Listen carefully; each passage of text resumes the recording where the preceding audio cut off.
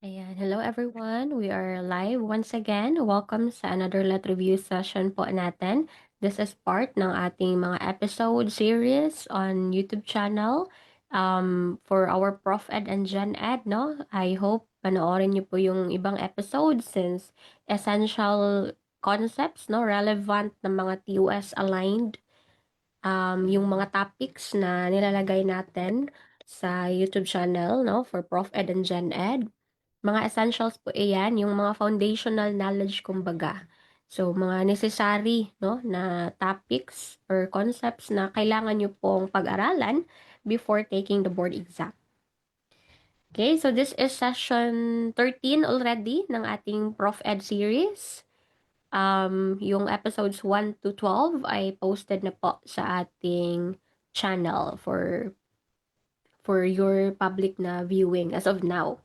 After this session, after this after this season rather, it will not be public ang ating mga videos sa YouTube channel, no? So for those mga September takers, this is for you, no? This is for you.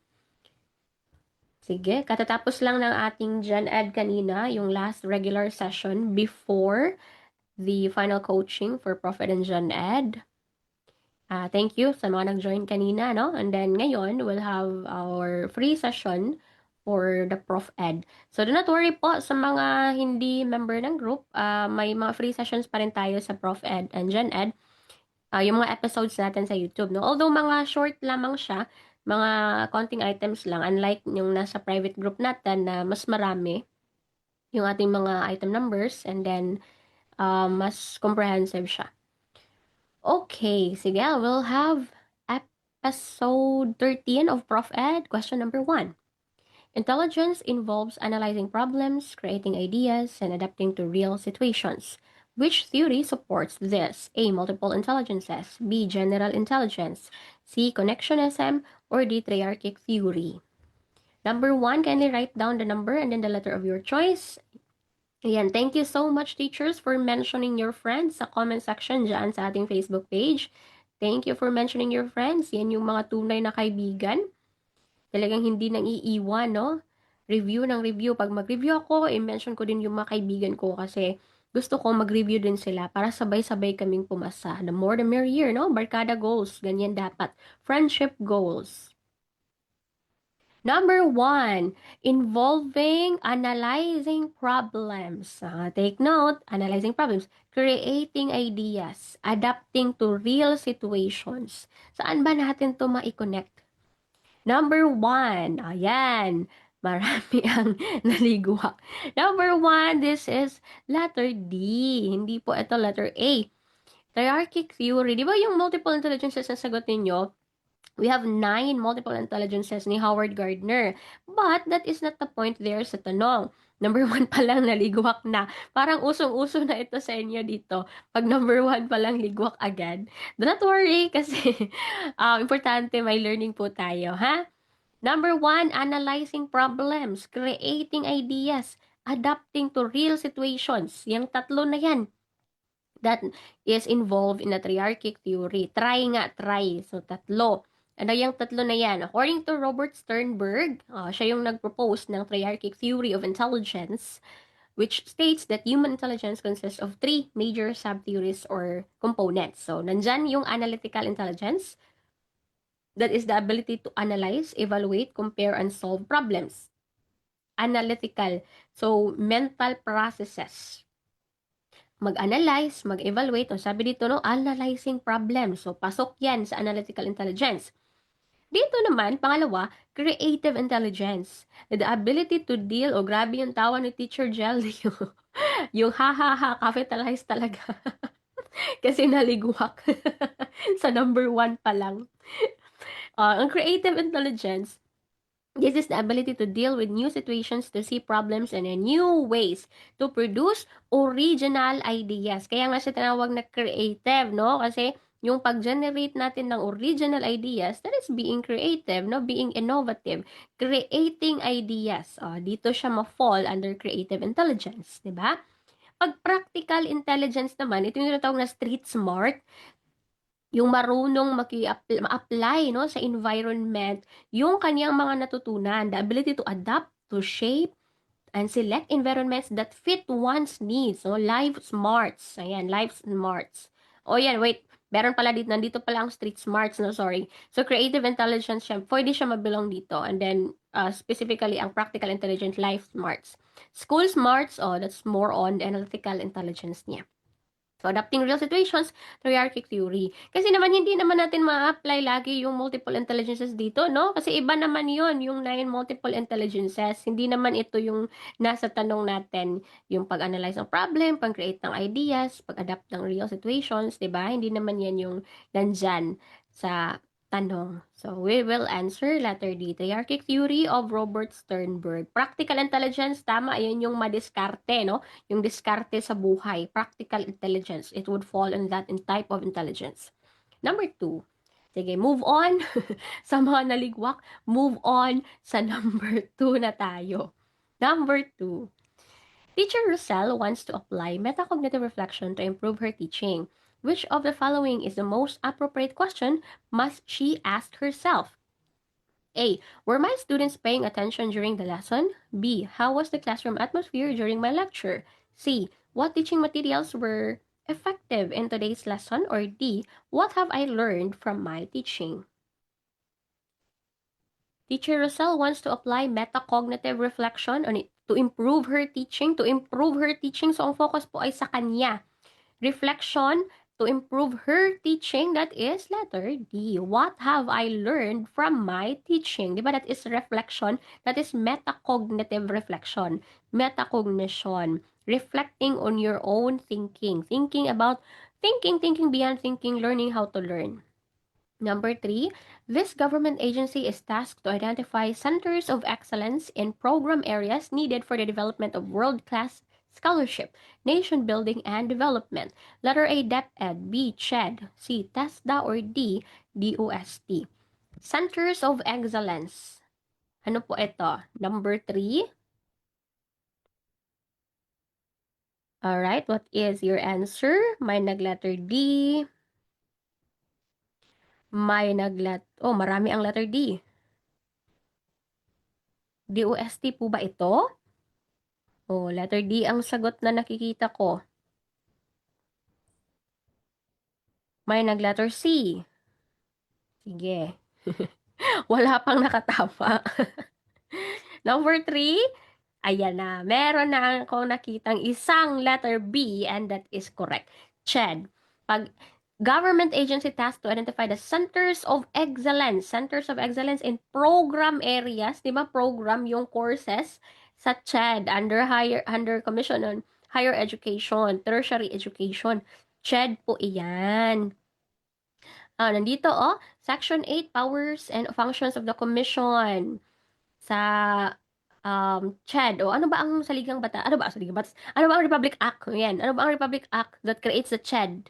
Sige nga, what Republic Act creates the CHED, the Commission on Higher Education? That's RA 7722. 7722.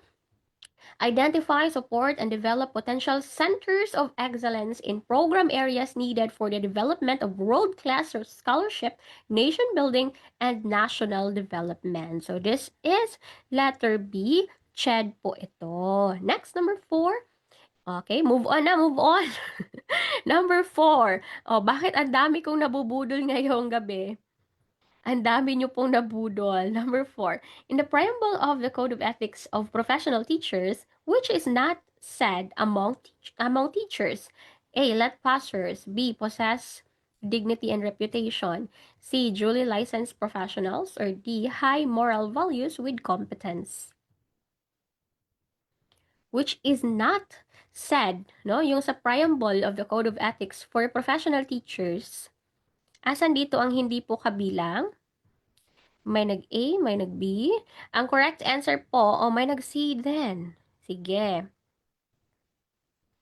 Number 4, this is letter A. Hindi po nakalagay sa ating Code of Ethics for Professional Teachers. Hindi po nakalagay doon ang mga salitang let passers. Ano ba ang preamble? Ito, babasahin ko po. Teachers are duly licensed professionals who possess dignity and reputation with high moral values as well as technical and professional competence. So, ayan pa lang, no? Nandyan yung dignity and reputation. Duly licensed professionals, high moral values with competencies. O, yung B, C, and D, lahat ng yan nandito sa unang sentence pa lang. 'Di ba? Wala pong banggit dito na let passer. In the practice of their noble profession, they strictly adhere to observe and practice this set of ethical and moral principles, standards, and values. So, wala pong na-mention na let passers. Okay? Next, number 5. Which statistical test is used to compare the means of 3 or more groups? Kapag 3 or more, is it z-test, t-test, ANOVA, or regression? Which statistical test is used to compare the means of 3 or more? Pag 3 or more, that is ANOVA.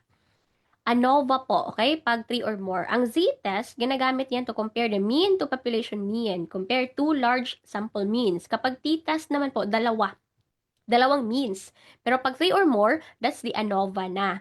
'Di ba? Compare 3 or more groups. One independent variable, yung one-way ANOVA, and then test for at least one significant difference. So 3 or more is ANOVA. Pag regression test naman po, gagamitin yung continuous data, measure strength and direction of relationship. Yung sa correlation nila. Next, number 6.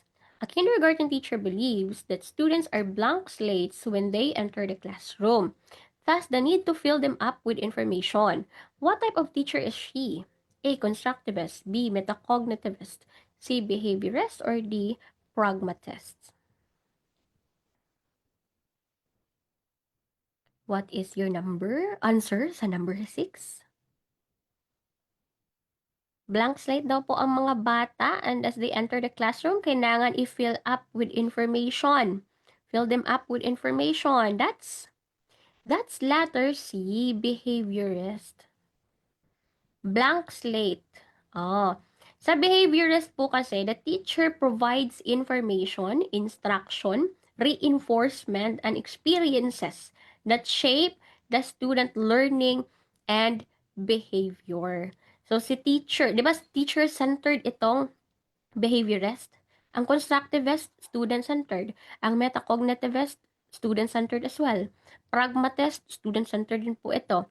So, ang behaviorist, siya lang ang teacher-centered among the options. Ang focus dito si teacher, di ba? Blank slate ang students. Anong gagawin ni teacher? Need to fill them up with information. So, dito kasi sa behaviorist, ang learning, di ba pag sinabing learning, may learning kapag may change in behavior. So, yung learning po nila ay nahahasa through reinforcement, through experiences, through the students' learning and behavior. So, si teacher ang mag-provide ng information, ng instruction, ng reinforcement, and many more. So, this is teacher-centered behaviorist. So, siya lang, no, ang naiiba dyan sa ating options. Okay? O, yan. Happy, no? Asan yung comment kanina, no? Tumpak daw. Okay, very good. John Locke for tabula rasa. Correct, no? Tabula rasa, blank slate. John Locke.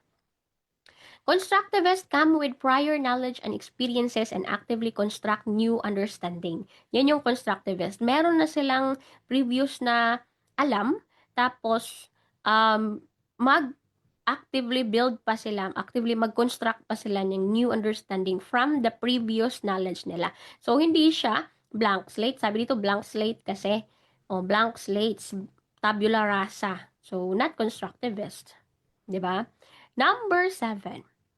Change should be present for learning to happen. This is a belief of a or an blank. Change should be present for learning to happen.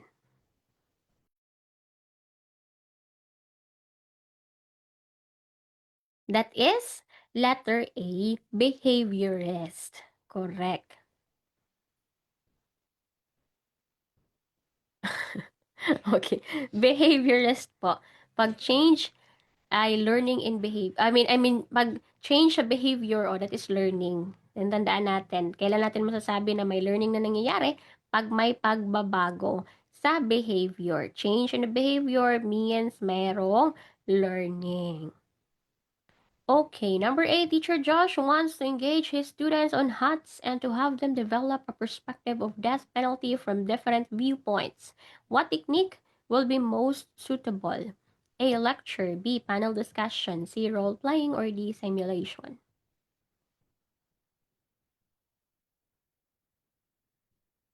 Teacher Josh wants to engage his students in HUTs or higher order thinking skills. Have them develop a perspective of death penalty from different viewpoints. This is letter B. Pag different viewpoints, panel discussion po iyan. Pag different viewpoints, tandaan natin, panel discussion iyan. So, ganito, no? Ang panel discussion is designed to provide an opportunity for a group to hear several people knowledgeable about a specific issue or topic present information and discuss personal views. That is why, sabi dito, develop a perspective of death penalty from different viewpoints. Yung mga experts po ang nagsasalita. That is panel discussion. May help audience further clarify and evaluate their positions regarding the specific issues or topic being discussed. Marami ang nabudol sa number 8. So far, wala pa masyadong mga unanimous na sagot, no? Iba-iba yung mga sagot ninyo. Number 8. What is the most appropriate for promoting introspection? A. Cooperative. B. Process. C. Cognitive. Or D. Reflective. Number 8. What is the most appropriate for promoting introspection? Introspection, that is ayan, no? Introspection to examine, consider your own ideas, your thoughts, and your feelings. That is letter D, reflective, no? Reflection. You examine, you consider your own ideas. Introspection ni Plato, di ba? Introspection. You assess yourself. That is reflective. Number 10. What is an alternative assessment tool for teaching and learning consisting of a collection of work or artifacts finished or in progress accomplished by the targeted clientele? A. Rubric. B. Evaluation instrument. C. Portfolio. Or D. Achievement test. Number 10. What is your answer?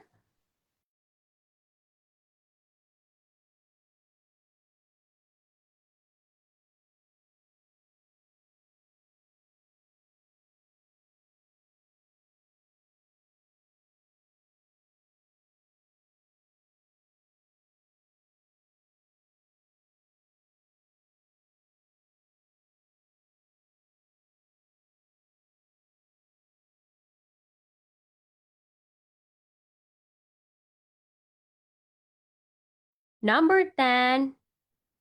Ayan, letter C, portfolio po ito. Portfolio, kasi sabi dito, no, collection of work or artifacts. Ayan, yan yung portfolio. Pag collection na siya, systematic collection of student work and related material that depicts a student's activities, accomplishments, and achievements in one or more school subjects. Pag collection na ng works ng estudyante, that's portfolio. Next, number 11. Which of these theories holds that human activity is based on the interaction of stimuli and responses? Ayan, please share our Facebook Live.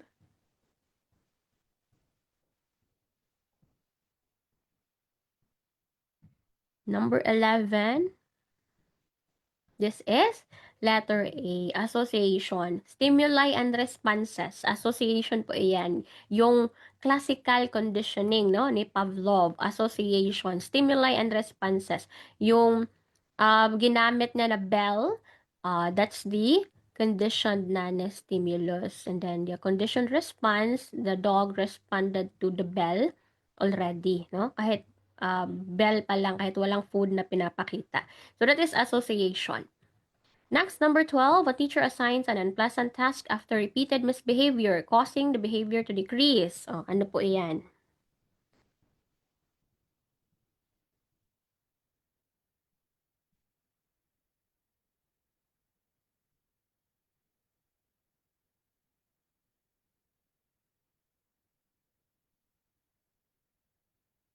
Assigns an unpleasant na task after repeated misbehavior. And then the goal is to decrease the behavior. Unpleasant man, so that is punishment. And then, nagbigay siya, that is positive. May binigay na unpleasant task. So, that is positive. May dinagdag kasi may inad, may binigay, that is positive. And kapag unpleasant yung task para sa bata, that is considered a punishment. So, this is positive punishment. Okay. The government prescribes a higher, by the way, for those hindi pa po naka-familiar on positive punishment, positive reinforcement, negative reinforcement, it has been discussed already sa mga previous na episodes, no, sa Prof. Ed. So, please watch all the episodes from episode 1 to the latest. Number 13, the government prescribes a higher percentage on the administration of educational institutions to Filipino citizens in order to blank. A. Ensure the teaching of Filipino. B. Lower the unemployment problem. C. Protect the rights of the citizens. Or D. Produce globally competitive graduates. Ano po sagot sa number 13?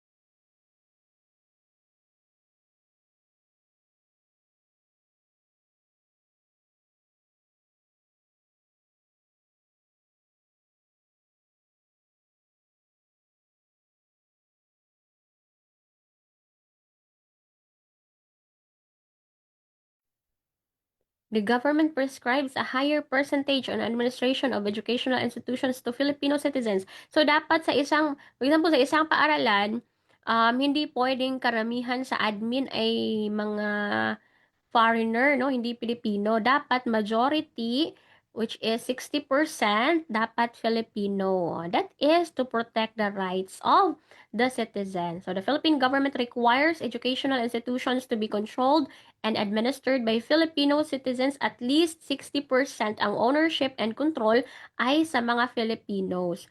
Primarily to ensure the teaching of Filipino, promote national identity, and foster love of country. So, pwede po ba, ma'am, na foreigner ang mamamahala sa paaralan? Pwede, as long as yung administration, no, ang mga admin ng school, at least 60% po ay mga Filipinos. This is rooted sa ating 1987 Constitution and the Education Act of 1982. Next, number 14, which activity best develops higher order thinking skills? HATS, higher order thinking skills.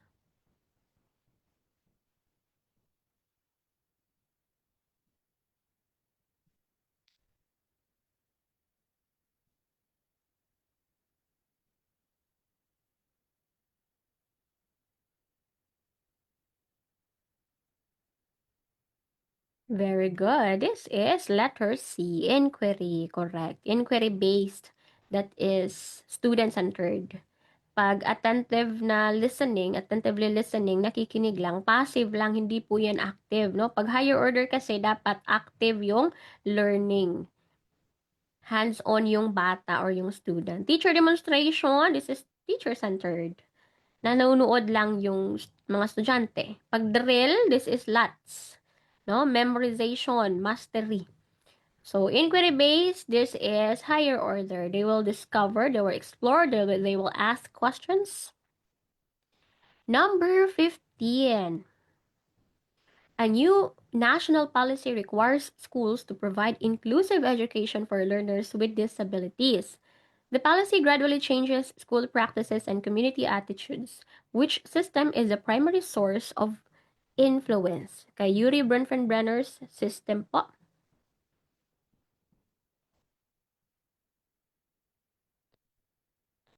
Asan po dito?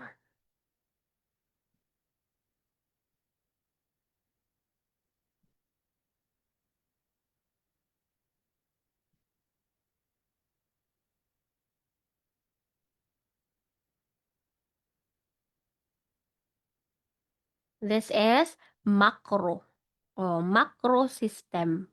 Letter C, number 15. Ayan, kompleto yung mga sagot nyo ha. May A, B, C, D. Pag macro system po ito, bakit? Kasi national policy na siya, malaki na. So, ito yung tandaan po natin sa ecological systems theory ni Bronfenbrenner. Pag sinabing microsystem, ito yung mga immediate na environment ng isang learner. Halimbawa, yung pamilya niya, lagi niya naman nakakasama. Yung sa paaralan, no? Yung mga classmates niya, yung teacher niya, lagi niyang nakakasama. Microsystem yan. Yung mga kapitbahay, microsystem. Meso naman po, mesosystem, that is the interaction between the different microsystem. O, pag sinabing community, marami ng establishment, no? Maraming institution na nasa paligid. Mesosystem, interaction. Parent and health service, no? And even sa church mates mo, ayan. So, that would fall also under mesosystem. Halimbawa, yung communication ni parent mo and then yung teacher mo sa school. 'Di ba, interaction 'yan ng family and school, interaction ng mga microsystems, o mesosystem po 'yan. Pag exosystem, ito lang tandaan natin, mass media, yung workplace ng parents mo, o exosystem 'yan, the city government, yung sa LGUs, exosystem pa rin 'yan. Pag macro system, malaki na, no? Cultural values, customs, laws, no? That includes the policy, that is the new national policy, macro system. Chrono naman po, ito yung, di ba, chronos, no, time, mga sudden na pagbabago sa routine, parental separation, yung mga transition sa life mo. Ayan, death, bodily changes, menstrual onset, so that would fall under chrono system. Mga life transitions, pag may kinalaman sa oras, mga pagbabago over time, that is chrono system. Number 16. The present military training in our school curriculum is an influence of letter A, Greece, B, Athens, C, Sparta, D, Rome.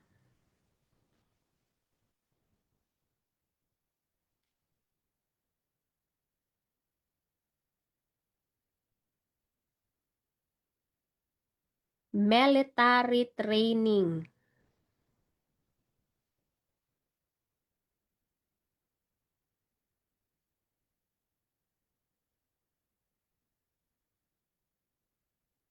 That's galing sa Sparta. Sa Sparta po yan. Sparta. Sparta kapag military, ang training, Sparta po yan galing. Alright, so do not forget to leave a comment, no, to our YouTube channel. Kindly leave a comment to show your love and support to the channel also, no, by leaving a comment. You may comment LPT soon with high board rating. I-manifest po natin yan. Manifesting, magiging licensed professional teacher this year at mataas ang board exam rating. Okay, so i-claim po natin yan. I-claim po natin yan, teachers. Alright, number 17. Whose philosophy expounded the concept of laboratory schools? Yung laboratory sa paaralan, kaninong idea po iyan? Kay John Dewey. Oh, yan. Kay John Dewey po ha, kapag laboratory sa schools, kay John Dewey. Remember, progressivism, learning by doing, John Dewey. Whose philosophy influenced the present emphasis on character education and values education in our school system? A. Confucius, B. Tagore, C. Gandhi, or D. Bonifacio? Whose philosophy influenced the present emphasis on character education and values education? Walang iba. Letter A, C. Confucius. Kanino yung ma-attribute natin? Ano yung book, no, na ma-attribute natin kay Confucius? Yung Analects. The Analects of Confucius. Number 19. A teacher wants environmental responsibility to become a value that consistently guides students' behavior. Which taxonomy applies? A. Bloom's cognitive taxonomy. B. Krathwohl's affective taxonomy. C. Gagne's learning hierarchy. Or D. Thorndike's laws of learning.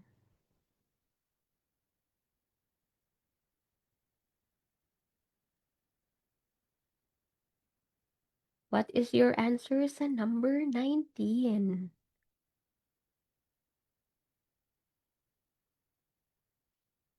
Okay.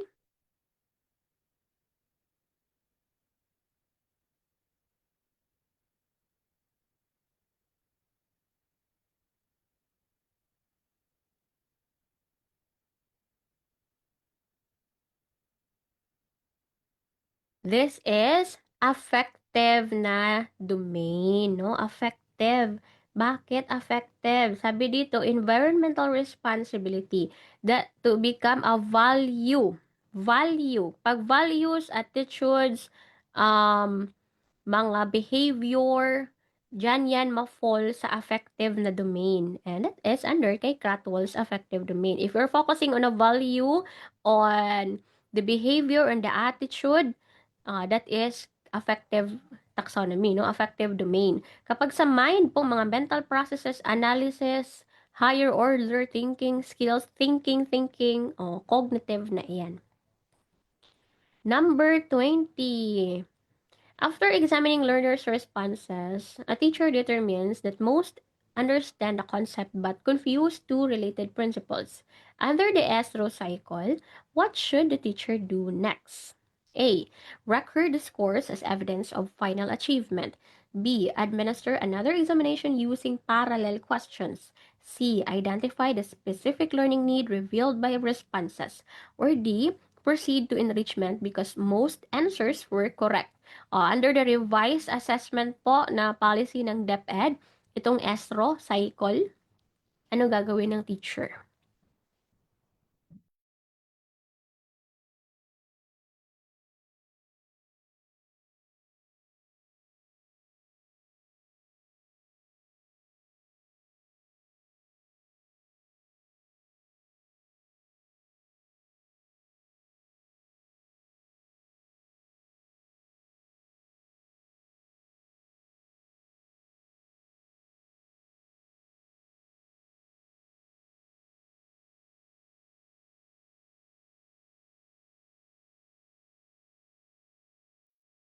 Number 20, ano gagawin? Letter C, correct. I-identify ang specific learning need revealed by responses ng mga learners. Ano ang specific needs nila? Ano yung ESRO cycle? Ayan, eto. So, part siya no, ng formative na assessment. Pag formative, embedded siya sa daily instruction. It helps teachers adjust teaching and provide timely support. So it can mean examine, specify, react, and use. And then in some cases, yung E ay elicit, no? Pwede ding student response ang S and recognize and use. So actually, kahit magkaiba-iba itong term na ginamit, examine, tapos dito sa isa ay elicit, same lang naman sila ng idea. Examine, you check what learners know. Kumbaga diagnostic pa rin. Iniba lang yung term, no? Pag elicit naman po, we ask an intentional open-ended question to draw out what our students actually think, not just what they memorized. So, nag-elicit ka ng knowledge nila. You examine what learners know. And then after that, you recognize. Wait, ESRO pala. S pa, student response. The learners share their ideas. May responses na sila, no? Reasoning or even misconception. So, the same with S. Dito specify from the responses nila, ano gagawin mo? You identify the needs nila. And then, pagdating sa R, you react. Adjust teaching strategies. Dito, no, recognize. We actively listen to the responses and no, acknowledge the responses. Tapos mag-adjust ka kung based doon sa responses nila, you adjust your teaching strategies para akma doon kung ano yung kailangan nila. Based dito sa na research mo on the needs nila. Dito sa specify, identify the learning needs, tapos may alam mo na yung needs nila, you will adjust your teaching strategies para akma sa kailangan nila. And panghuli na yung use, which is application na. Apply what was learned. So the same thing here, use. We take the exact student feedback and use it on the spot to adjust our teaching, clear up confusion, or push their thinking deeper. So kaya nga dito, after mo mag-examine, may responses na sila, you identify the specific learning need revealed by the responses. So, kasi dyan ka magbe-base kung ano yung i-adjust mo on your teaching strategies. So, this is part of the formative assessment. Number 21. The teacher changes her demonstration to help learners reconsider their ideas. Which ESRO component is demonstrated?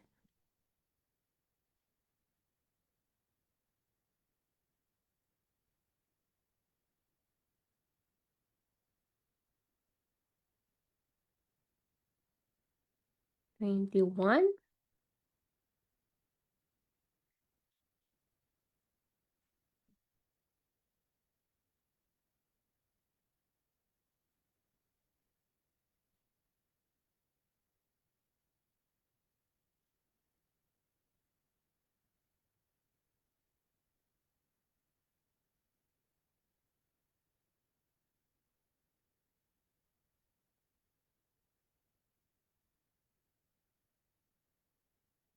Sige, asa na yung mga sagot? 21, may nag-A, may nag-B, may nag-C, walang magdi-D. The teacher changes her demonstration to help. This is already used. Application na. Kasi alam mo na, 'di ba? May changes na recognize mo na 'yon. So, ina-apply mo na. So, this is used already. After recognizing, you use it. Nabago na. Okay? So, apply what was learned. Next, number 22. According to Freud, realistic decision making is the function of the A. Id, B. Ego, C. Superego, or D. Libido. Realistic decision making. Function po iyan ng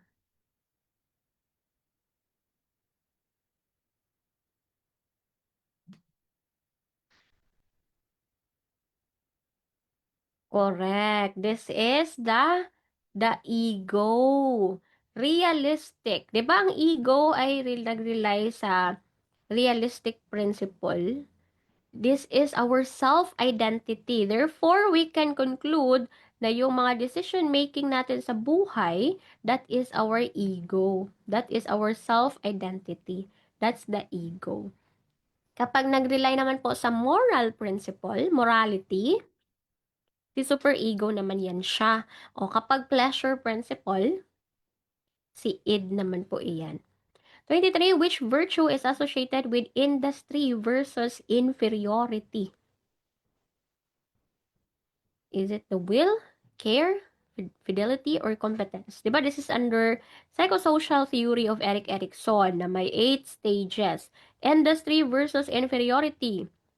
The virtue ay ang, okay, 23, what's your answers? Letter D, correct. Competence. Ito yung competence, no? Nandito sa school age, industry versus inferiority. Develop self-confidence and abilities when competent or sense of inferiority when not. Competence ang virtue. So, tandaan niyo po ito, no? From the trust versus mistrust to integrity versus despair, as well as the virtue, hope, will, purpose, competence, fidelity, love, care, and wisdom ang panghuli. Number 24. Teacher Ramon records every formative activity and includes all of them in computing learners' numerical grades. Which principle has he misunderstood? Can you read the options po?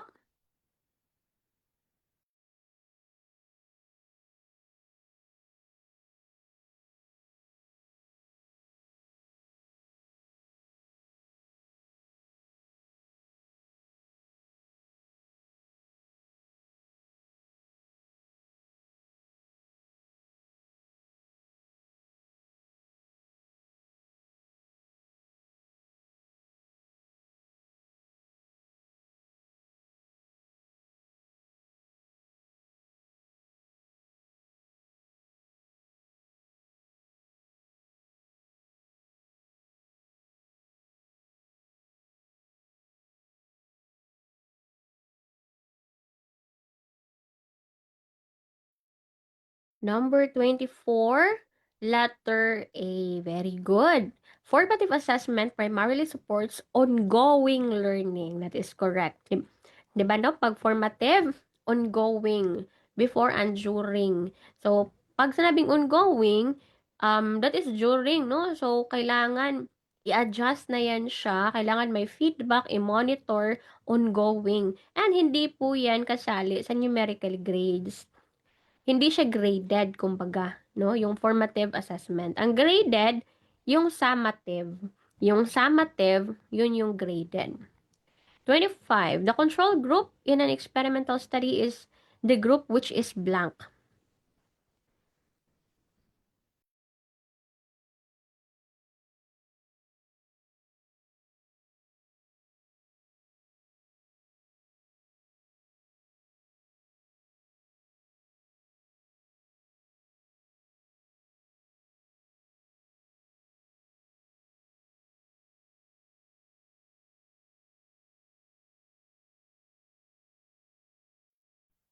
control group sa ating experimental study, yung control na variables, di ba? We have independent variables, dependent variables, and then a control variables. So, that is the control group. Yan po yung hindi binigyan ng treatment under study because that will serve as our baseline for comparison. Okay, not given the treatment. Kasi yung binibigyan ng treatment, that's yung binibigay na treatment, 'di ba? That's the independent na variable. And then yung effect ng independent variable, that's the dependent variable. And then yung hindi binigyan, that is the control group because that will be our basis for comparison. Very good. Not given po. Letter B po ito, teachers, ang 25. 26. Carol obtained a 97 percentile rank in an aptitude test. This means that blank. A. She answered 97 of the items correctly. B. She belongs to the 97% of the group who took the test. C. 97 of the examinees did better than her who took the test. D. She surpassed 97% of those who took the test. Percentile rank niya ay 97. P97. Hindi po ibig sabihin na 97 yung score niya, ha?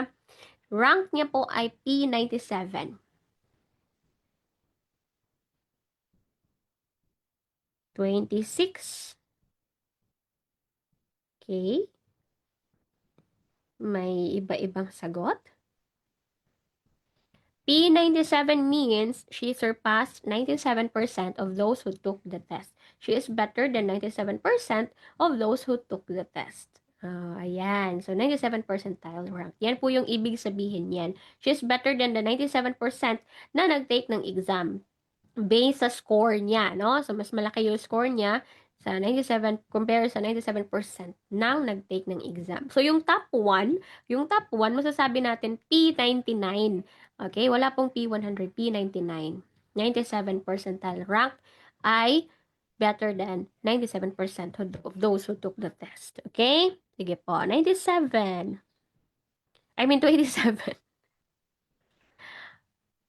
Yung mga stay nines may be used as means of integrating raw scores. What is its basis?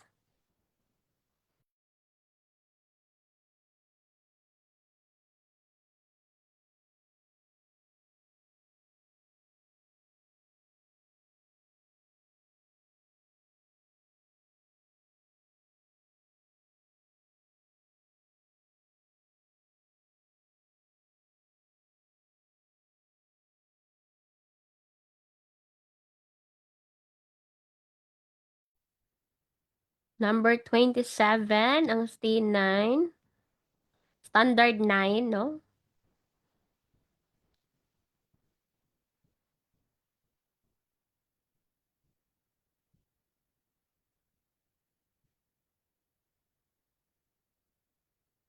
Or ginabasa din siyang stainin. Stainin. Pwede din yan.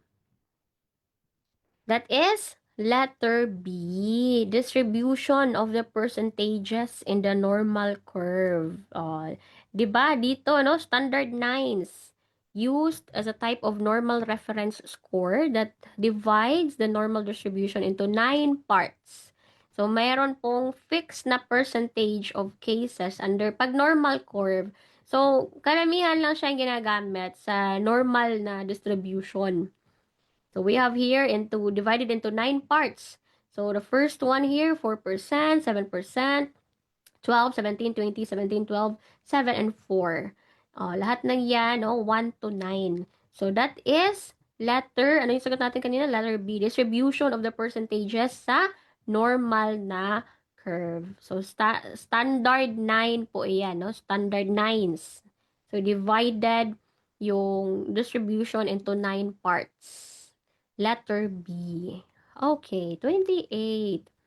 Student A prefers to study while there is music, while student B will only be able to concentrate if the room is silent. What principle of learning does she believe in? A. Learning is an active process. B. Learning is a painful process. C. Learning is unique. D. Learning is a personal experience. I think so far wala pang nakaka-perfect, no? Kasi iba-iba yung mga sagot talaga ng taong bayan. Simula kanina. Simula kanina, walang unanimous sa mga comment section. So, ibig sabihin, nag-iisip kayo kasi hindi kayo nagaya-gaya lang sa mga naunang nag-comment. 'Di ba? Iba kasi tendency, sabi, gaya-gaya lang daw sila kung ano yung comments ng iba sa comment section. Pero ngayon, iba-iba yung sagot nyo. So, parang iniisip nyo talaga yung sagot nyo, hindi nyo kinakopy sa mga naunang nag-comment. 28, this is letter C. Learning is unique. Unique ang tawag natin dito, no? Magkaiba-iba. Sino po ba dito sa inyo pag nagsa-study, may music? Yung iba naman po, ayaw ng may music kasi hindi sila magkakakonsentrate. Dapat silent lang yung room. Di ba iba-iba tayo? Ako personally, gusto ko yung may music. Yung mga classical na music, yung piano, yung from brain power, ganyan. Sinesearch ko yan sa YouTube, bro. Classical piano sounds. So, ganyan. So, maganda, no, for me, na nakaka-concentrate ako, mas na-memorize ko yung mga gusto kong i-memorize, mas naintindihan ko, yung parang search mo lang, brain power music, o, yung parang ganun. But for some, hindi siya gumagana. Yung iba ayaw nila na may mga tunog, ayaw nila yung mga maingay. Oo, so, kanya-kanya tayo. Unique, no? Iba-iba. So, I know may mga iba sa inyo dito ayaw ng mga may music. Yung iba naman gusto yung maingay, no? I mean, gusto yung silent lang. Gusto maingay, gusto silent lang. Depende. Depende sa inyo. Learning is unique. Pero wag kang mag-study tapos makinig ka sa music na alam mo yung lyrics kasi ang ending niyan, para ka lang magbibidyoke. Para ka lang magko-concert diyan, no? Hindi ka na makaka-study. Yung mga classical lang, no? Yung mga walang lyrics, ganun. Yung mga piano, mga sonata, ganyan. Maganda yun for the brain. So every individual has distinct preferences, styles, and environmental needs for processing information and concentrating. Totoo to. I would say, iba-iba talaga. Kanya-kanya. Kasi in my case, kahit may nagbibidyoke sa neighbor namin, kahit may disco pa yan dyan during fiesta, I can still study. Totoo yan, no? Makakapagbasa pa rin ako ng libro. Siguro nasanay, no? Kahit kung saan-saan na lang nagbabasa ng libro, tapos yung mga external na environment, parang bahala na sila dyan. Focus ako dito sa pagbabasa ko. 'Di ba? So, parang nakasanayan na din. But for some, ayaw nila yon. Okay, 29. A grade 9 teacher is preparing the term examination. What is the prescribed number of items?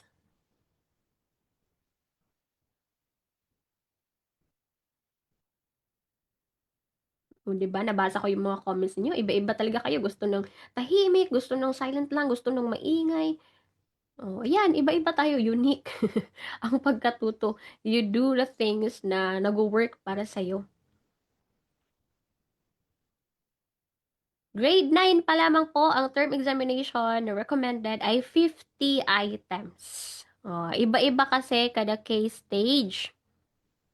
Case stage 1, kindergarten to grade 3. Although hindi to, ang kindergarten, wala silang examination, ha? So, from grade 1 to, lang, grade 1 to grade 3, 30 items. Under DepEd Order number 15 series of 2026, kindergarten learners do not take formal written term examination. So, yung assessment nila relies on observational, oral, and performance-based evidence rather than traditional testing. Yung atin namang pong grades 1 to 3, 30 items. Ang K-Stage 2, that is grade 4 to grade 6, 40 items. K-Stage 3, grade 7 to grade 10, 50 items. Andito na fall ang grade 9 teacher. So, ibig sabihin, grade 9 yung students niya. 50 items ang number of prescribed test items for the term examination. Ang K-Stage 4, that is grade 11 to grade 12, so senior high school, no? 60 items naman ang prescribed test items for the term examination. Diba? 3-term naman po, no? Yung ating 3-term school calendar ngayon. Under the DepEd Order number 15, series of 2026, the Department of Education implemented updated classroom assessment guidelines under the Matatag curriculum and the 3-term school calendar. Under these revised guidelines, the number of prescribed test items for term examination is determined by the student's key stage. Pwede pa po sumali sa final coaching, ma'am? Yes. Pwedeng-pwede, no? I-message nyo lang po ang ating Facebook page. But you need to watch mula session 1, hindi po ang final coaching lang. The final coaching will be sa private group only, not on the Facebook page, and it will not be uploaded on the YouTube channel. Only sa private group lamang po. So, the schedule, posted na yan, no? Nandyan na yan dyan. So, message nyo lang to join our private group. 600 items, no? Yung ating pre-board exam. Sige. Next, number 30. Which of the following methods would improve the validity and reliability of an examination? A. Providing hints in answering the test items. B. Providing a time allotment for each item. C. Giving long essay test items. Or D. Giving weights to the items for scoring.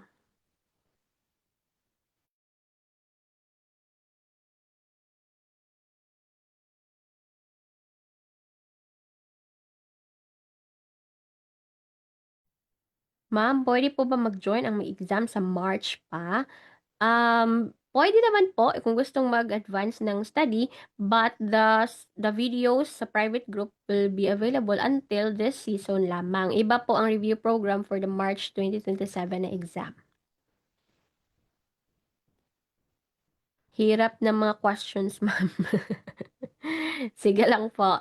Okay lang yan. Since sa previous natin, kung na-notice nyo, sa previous natin ng mga sessions sa episodes, no, especially on Prof Ed and Gen Ed, I mean, sa Prof Ed then mostly, more on mga essentials lamang siya. Yung mga basics, no, mga foundational knowledge na kailangan yung alamin. So, kaya madali lang siya sagutan. So, ngayon, yung trend natin ay from basic to complex. So, kung na-notice nyo ngayon, marami na sa comment section ang mali ang mga sagot.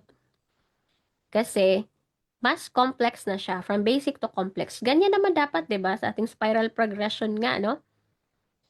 Number 30. May nag-B, may nag-D. Oo, nakikita kong comments. B and D, B and D, B and D. Ano ba ang tamang sagot? This is letter D. Giving weights to the items for scoring. Which of the following methods would improve the validity and reliability of an examination? O, i-connect natin sa let. Ano ba ang sa let? Merong weight kada components. Giving weights to the items for scoring. We have for the elementary na walang major. So, Prof Ed and Gen Ed po yung sasagutan ninyo. Yung Prof Ed nyo ay 60%. Yung Gen Ed naman po ay 40%. Oh, that's the weight niya.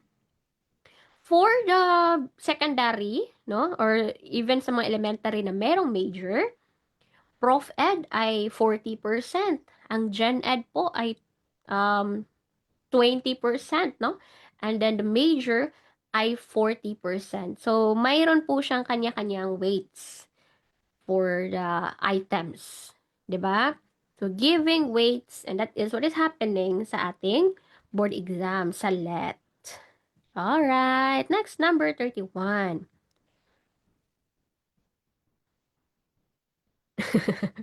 Oh, hindi na makasagot kasi di daw alam.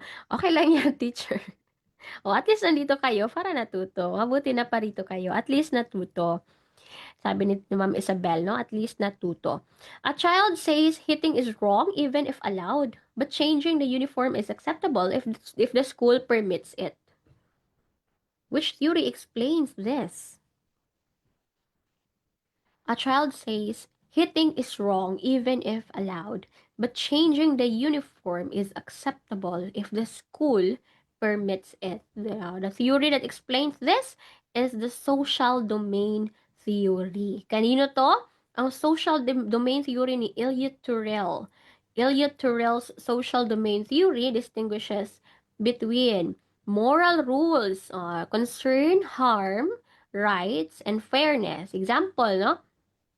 Hitting others, no? They remain wrong even without a rule.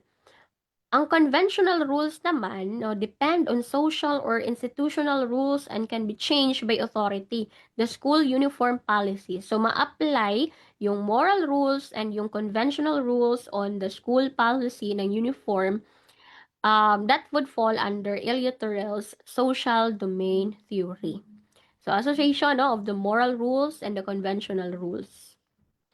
Next, number 32. Which of the following is not a characteristic of a child-friendly school system? I posted this sa Facebook page, itong tanong na ito. But then, marami ang sagot na iba-iba. So, parang naging fruit salad ang comment section. Which of the following is not a characteristic of the child-friendly school system? Isipin po ninyong mabuti, child-friendly. So, focus tayo sa bata, ha? Child ang ating center. O, syempre, correct na itong letter A, no? Not ang ating hinahanap, ha? Gender sensitive. Kanino ba nakafocus yan pag sinabing gender sensitive? Sa bata pa rin. Gender sensitive ang paaralan. Kina-consider nila yung iba't ibang genders. Gender sensitive. Maganda. Positive, di ba? Karamihan sa comment section nakikita ko dati, ito yung sinagot nila, letter B. Hindi ba to maganda? Di ba positive to gender sensitive? Ang hindi maganda yung gender insensitive. 'Di ba? Hindi maganda 'yun. So 'di ba inclusive ang ating paaralan. So lahat, no, kahit ano yung gender mo, pwedeng-pwede kang mag-aral, may right ka na mag-aral. Promotes good health. Kanino? Sa good health. Para sa mga bata. Good health ng mga bata. O ang naiiba diyan, ang letter D kasi ang focus ay yung sa ating bansa.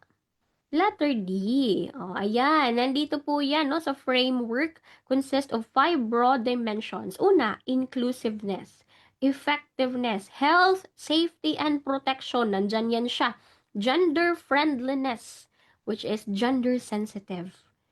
Involvement of students, families, and communities. No, the child-friendly school systems which is initiated by the Philippine government and UNICEF mandates that education should be gender sensitive, not discriminating, child-centered, and promotes good health. Yung love of country ay hindi po siya nabanggit, hindi po siya na-mention. Next, number 33. During the first grading period, a student obtained failing marks in 5 academic subjects. Which of the following test would best explain his performance?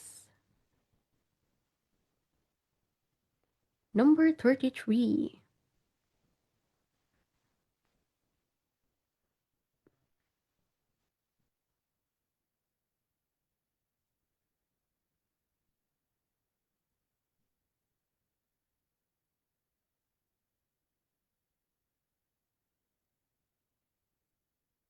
Hi, Teacher Renel. This is 35 items po. Since mga episodes lang po ito sa ating Facebook page and sa channel, sa YouTube channel, mga hindi po umaabot tayo ng 50 items. Konting items lamang po. Yung sa private group po natin ang maraming items. Okay?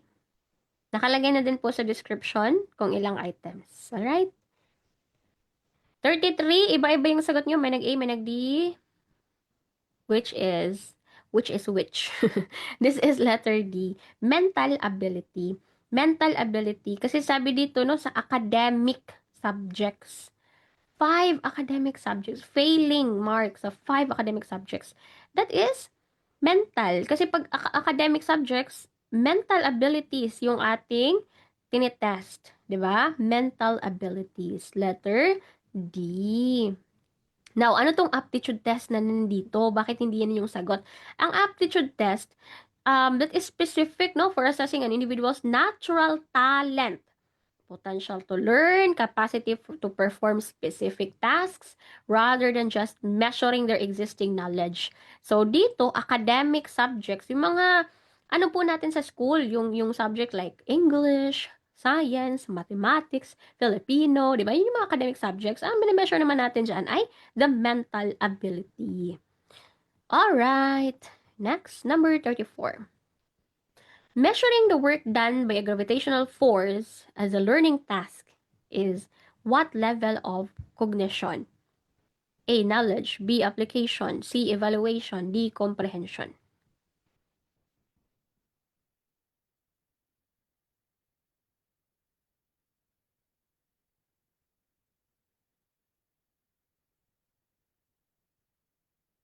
"34. Measuring the work done by a gravitational force. Sa cognitive taxonomy, anong level po ito?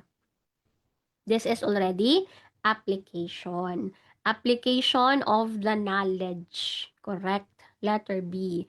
Application. O, bakit may sumagot ng evaluation?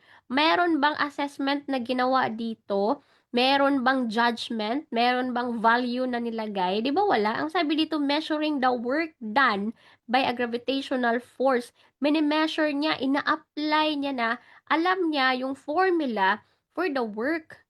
So, that is knowledge, no? Alam niya. And then, ginamit niya, in-apply niya na. That is application, not evaluation.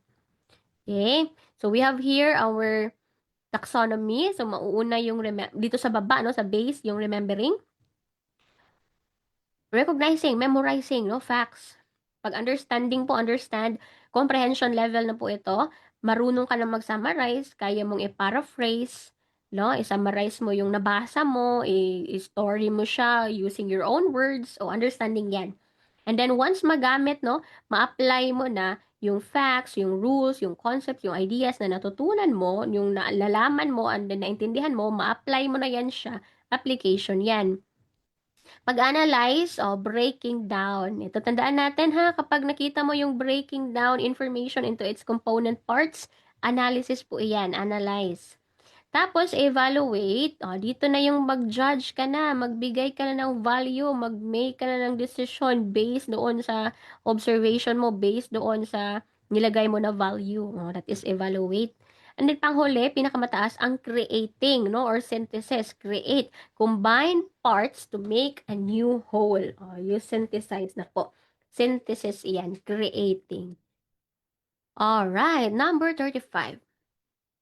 Failure to develop autonomy in early childhood may result in A. Guilt, B. Inferiority, C. Shame and doubt, or D. Role confusion.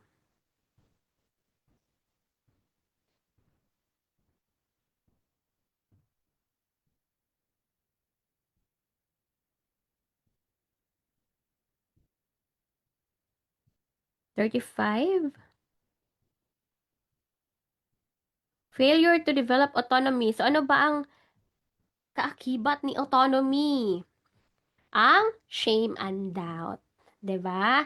That is stage 2, no? If children are criticized, overly controlled, or not given the opportunity to assert themselves, they begin to feel inadequate in their ability to survive and may then become overly dependent upon others, lack self-esteem, and feel a sense of shame or doubt in their abilities. 'Di ba? Pag sinabing autonomy, the degree of independence. So, pag hindi mo sila masyadong binigyan ng ability, to be dependent, at to be independent, ayan, they will likely develop shame and doubt. So, yun yung opposite niya. Alright, so that's it. That ends our session for episode 13 on Prof. Ed. And do not forget to leave a comment on our comment section sa ating channel, no? That's also your way of supporting our Facebook page and the YouTube channel as well. So do not forget to leave a comment sa ating channel. Can you leave a comment that you will become an LPT soon with high board rating manifesting. Continue to pray, continue to be hopeful, and be grateful as well. So, ayan, no? Maraming salamat sa inyong panunood. Thank you so much. I can say na you've learned a lot based sa inyong mga sagot sa comment section na iba-iba. Fruit salad, naka-shuffle mode, kung ano-ano na lang, ABCD, kumpletos ricados. Ayan. So, my learning talaga. Maraming mali, maraming ligwak, but at least natuto. The more mali, no, the more ang learning. Alright, so thank you everyone. Bye-bye. Thank you so much. Good night po. Good night.